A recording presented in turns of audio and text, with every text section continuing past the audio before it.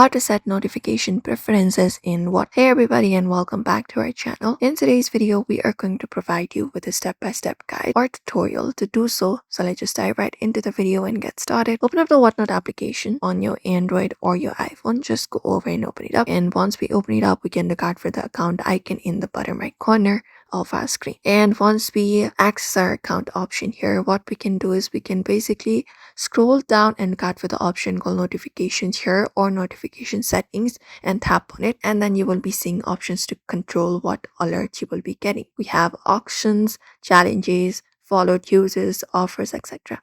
So for example, auctions. So tap on it. After that, here we'll be finding an option called push notifications. So if you do not want those, you can tap on it, tap on the toggle in order to turn it off. That is possible. And you can also tap on offers or any other options and look for push notification in application notifications and tap on it. Tap on or off for alerts when someone starts following you. You can just go over and turn it off. If not this, you can also do so through one of the seller's profiles. So head over to one of the seller's profile. For example, let's say this is the seller, and once you are headed over to their profile, you can directly look out for the option called notification, something like that. Go ahead and tap on the profile or filter it out and find the option for notifications, and you can just go over and turn it off from there as well. And just go over and do so.